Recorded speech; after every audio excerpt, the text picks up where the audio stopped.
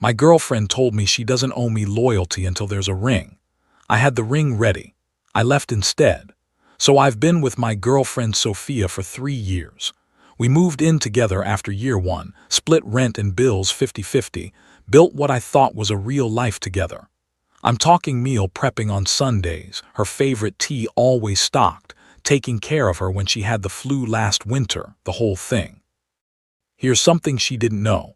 I've been saving for a ring for the past 8 months. Not just any ring either. I found this jeweler who does custom work, and I designed something specifically for her. A solitaire diamond with 2 small sapphires on the band because she mentioned once, like 2 years ago, that sapphires were her birthstone. The deposit alone was $2,000. I was planning to propose on our anniversary trip next month. I thought we were building towards something. She'd talk about our future sometimes, mention house hunting in a few years, joke about what our kids might look like. But she also had this whole other side to her conversations. She'd talk a lot about keeping your options open, about leverage in relationships, about not settling or getting trapped. I figured it was just her being ambitious about her career. She works in business development, always networking, always talking about strategic positioning. I thought that was just her professional mindset bleeding into normal conversation. Last Tuesday, I got home early from work. Sophia's tablet was on the coffee table, screen still on. I wasn't snooping, I swear. I was just going to move it to charge it. But the messages were right there. Liam W. Work was the contact name. The preview showed, "Can't stop thinking about last night. I know I shouldn't have, but I opened it. Months of messages, flirty stuff, explicit stuff, plans to meet up, references to hotels. One message said, 'Don't tell the roommate,' and I realized the roommate was me. That's how she referred to me to this guy. Not boyfriend, roommate. I sat there for maybe an hour just reading. My hands were shaking, but I felt weirdly calm. Like watching a car crash in slow motion. When she got home, I was still sitting there with the tablet. 'We need to talk,' I said. She saw what was on the screen and I watched her face do this quick calculation. Not guilt, not panic, just recalibrating. 'Okay,' she said slowly. 'What do you want to know? Are you sleeping with him?' 'Yes,' just like that. No apology, no tears. She sat down across from me like we were about to have a business meeting. 'For how long?' 'About 4 months, 4 months, while I was saving for a ring, while I was planning a future.' 'Why?' I asked. And this is the part I keep replaying. She looked at me like I was being unreasonable for even asking. 'Mark, we're dating, not married. I don't owe you exclusivity until there's a ring on my finger.' That's just the reality of modern relationships. I must have looked confused because she kept going. 'Look, I care about you. You're stable, you're reliable, you make good money. You keep the lights on and the fridge full, but Liam is exciting. He's ambitious like me. He gets it.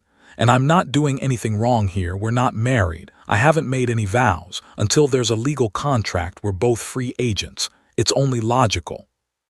'Logical,' I repeated. 'Yes, you provide comfort and maintenance. He provides spark and opportunity. I need both right now. When I'm ready to commit, I'll commit, but that's a big decision and I'm not there yet.'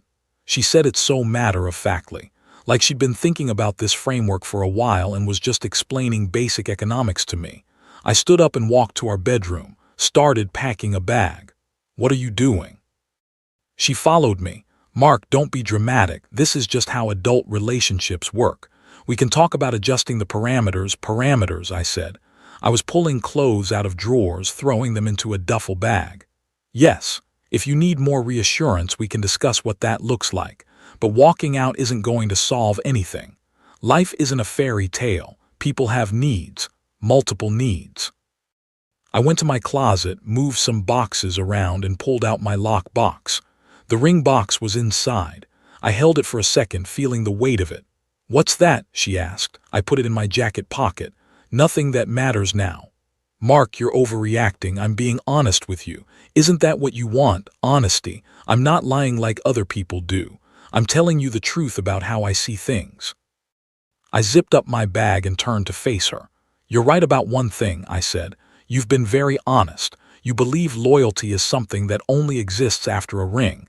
I believe loyalty is what makes a ring mean anything at all. There's no middle ground between those two things, so there's nothing left to talk about. So what, you're just leaving, that's it. That's it. This is insane. Where are you even going to go?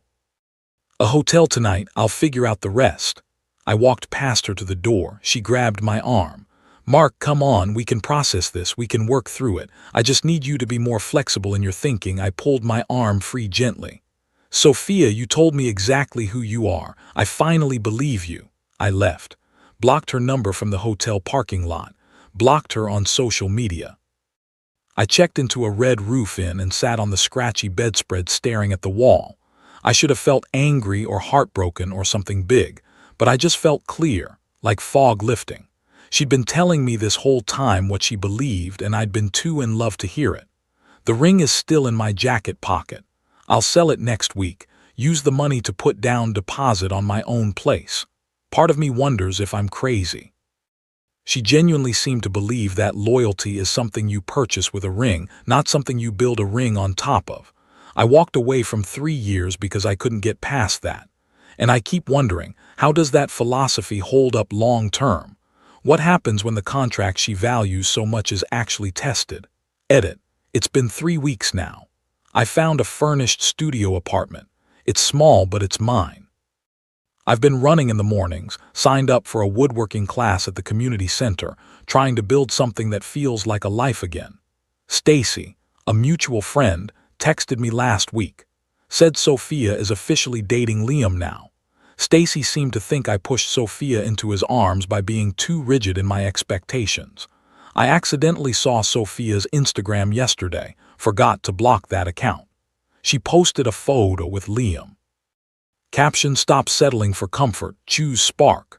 I didn't feel jealous, I felt validated, I guess, like she just proved everything I already knew. Update 1, 8 months later. Hey everyone. Didn't think I'd be back here, but something happened and I need to tell someone who might understand. Quick catch up. Life has been okay. Better than okay, actually.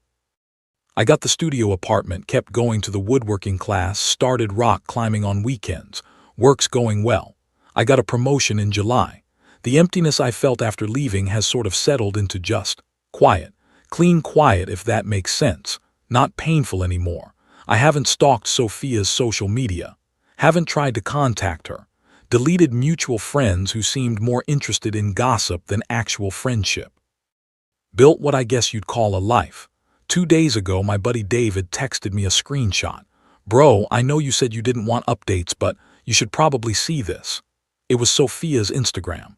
A photo of her hand on Liam's chest showing off a massive diamond ring. And I mean massive. Had to be at least 2 carats, probably more. The caption, he didn't make me wait for a maybe someday. He saw my worth and put a ring on it. When a man knows, he knows. David called me immediately. You okay, man? Yeah, I said, and weirdly I was. That caption is basically calling you out. I know. She's rewriting history, making it sound like you were stringing her along. I thought about that. In her version of events, I was the one who couldn't commit, the one who wanted to keep things vague and undefined. Liam was the decisive man of action who gave her what she really wanted, the ring, the contract, the thing that in her philosophy finally activated loyalty mode. She got exactly what she said she needed, I told David. A ring, a commitment, the contract that makes loyalty logical. And you're not mad. I'm not anything, really. I'm just mildly curious how that experiment ends. David laughed, but it was uncomfortable. That's cold, man. Maybe it is, but I don't hate her. I don't wish bad things on her. I'm just genuinely curious. She built her entire relationship philosophy on this idea that loyalty is something you owe once someone gives you a ring, not before. And now she has the ring. From a guy she started seeing while she was with me. From a guy who, presumably, also didn't owe her loyalty until he put a ring on it. The math is interesting.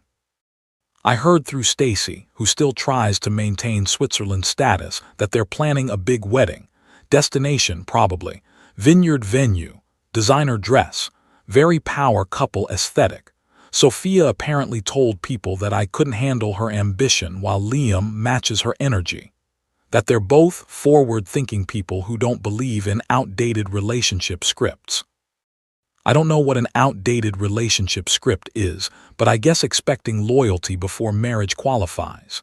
Here's the thing I keep coming back to. I was going to propose. I had the ring ready. I was literally about to offer her the exact thing she said was required for loyalty.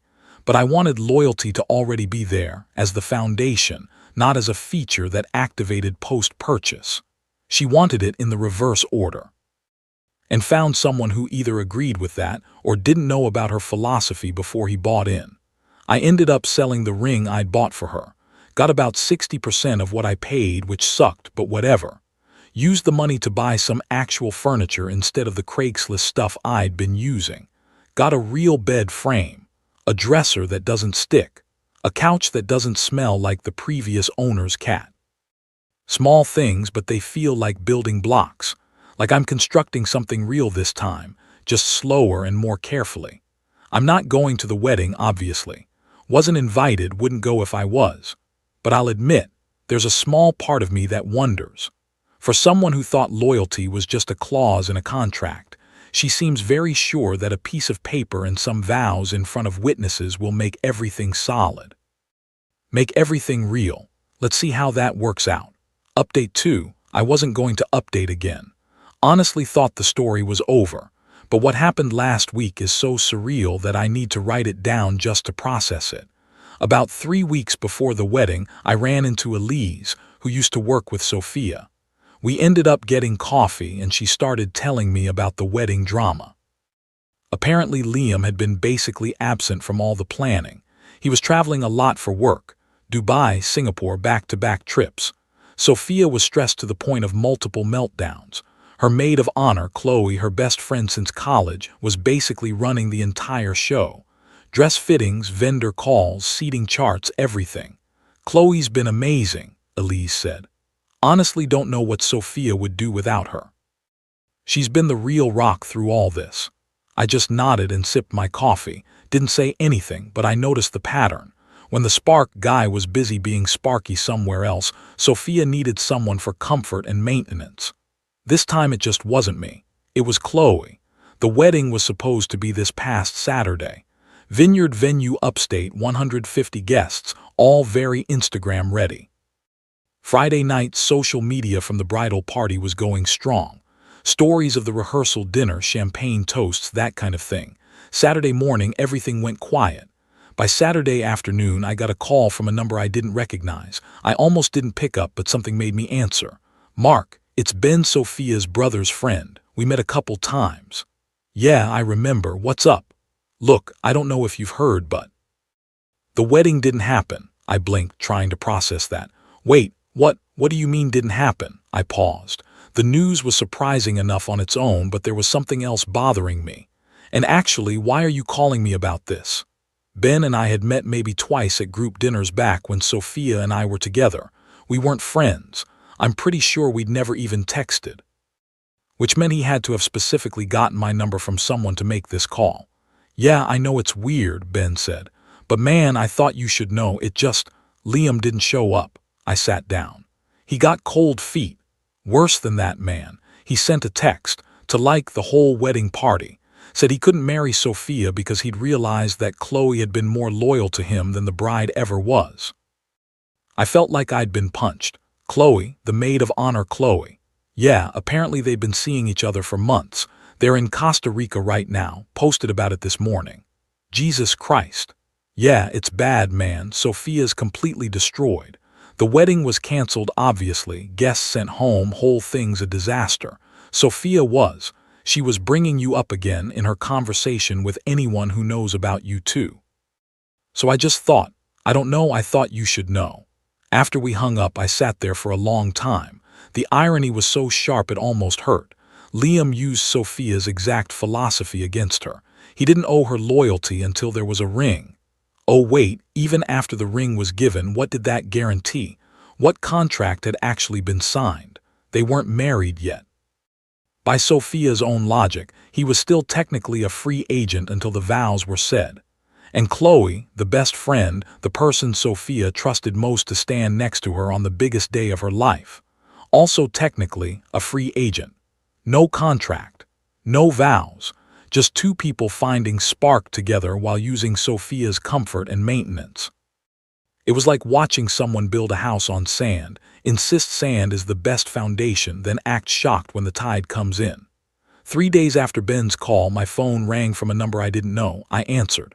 "Mark," Sophia's voice, drunk, crying, barely coherent. "Mark, please, you have to. I don't know who else to call. I'm at Murphy's Bar on 6th Street. Can you come get me, please? I know I don't deserve it, but please."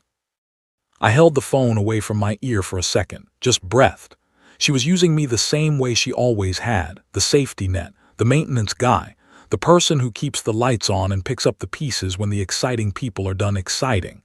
"Sophia," I said quietly, "please, Mark, please, I'm so sorry, everything is gone, everything I can't do this." "Mark, please," I hung up, blocked the number. I texted Ben.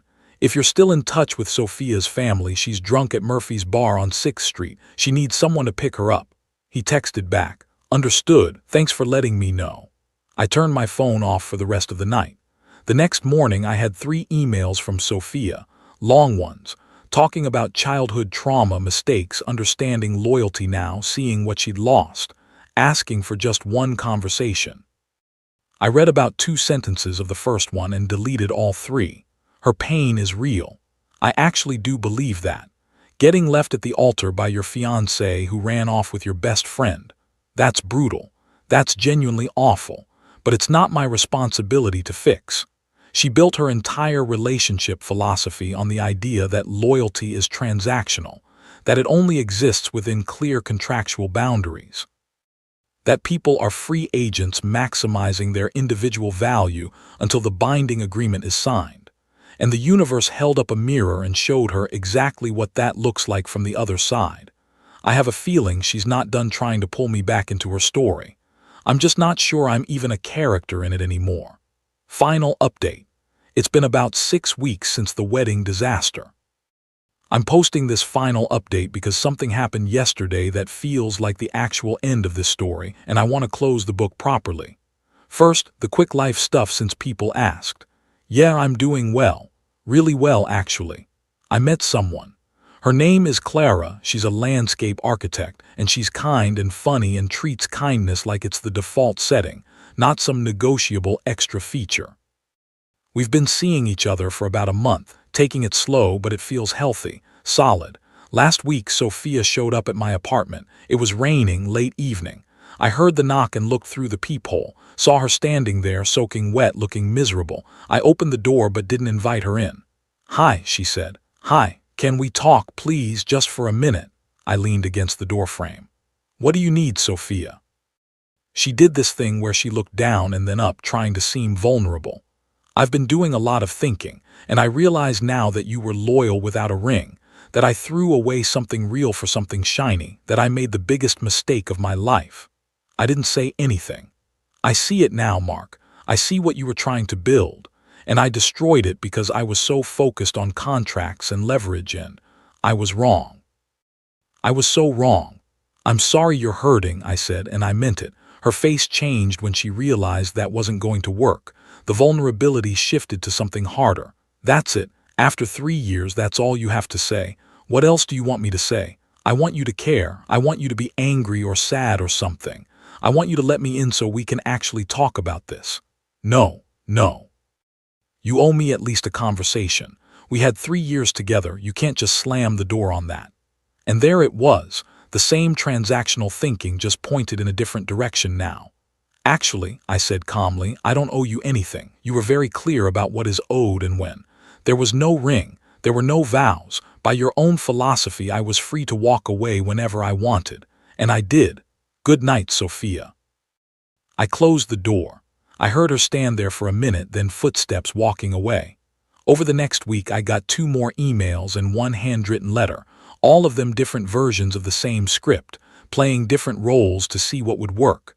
The trauma victim, the enlightened therapy graduate, the remorseful lover, but none of it addressed the actual issue. She wasn't sorry for the philosophy. She was sorry it got turned on her. Sorry the experiment failed. Sorry she got hurt by the same logic she'd used to hurt other people. I deleted the emails, recycled the letter. Yesterday, I was at the nice grocery store near Clara's place buying stuff for dinner. I was thinking about what wine to get when I heard my name. Mark. I turned around. Sophia was standing there with an empty basket. She looked thin, tired. But she'd clearly been waiting for this, hoping to run into me. "Hi," I said. I've been hoping I'd see you." I glanced at my cart, mentally calculating how to exit this conversation quickly. "Can we please just get coffee? 10 minutes, I swear that's all I need."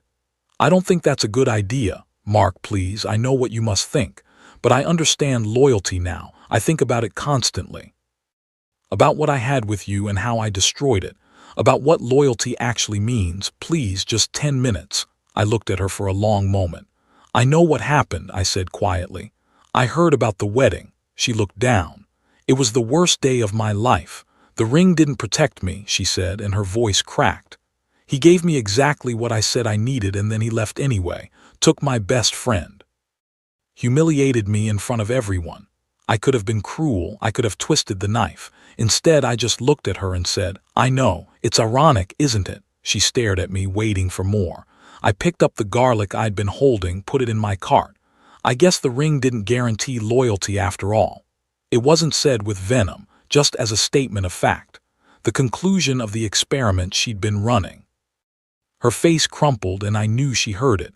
Heard her entire philosophy played back to her in one sentence. "Take care of yourself, Sophia," I said. I pushed my cart past her and walked toward the wine section. Didn't look back. When I got to Clara's place that night, she asked why I seemed quiet. "Ran into my ex at the store," I said. "Oh, was it awful?" "No," I said honestly. "It was just closure, I guess." We made dinner together.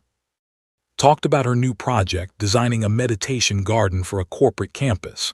Laughed about my attempt to julienne the garlic when I should have just minced it. Normal stuff. Good stuff. Later, lying in bed, I thought about the whole thing. The 3 years with Sophia, the ring I'd bought and sold, the philosophy she'd lived by and gotten destroyed by. I don't hate her. I don't wish more pain on her. I hope she actually does learn something from all of this, though I suspect she'll probably just find a different framework to justify the same patterns. But that's not my problem anymore. Loyalty isn't something you activate with a ring. It's not a clause in a contract or a reward for meeting certain terms. It's the thing you build together, brick by brick, day by day, when nobody's watching and there's no guarantee of anything. The ring is just the symbol of something that already exists.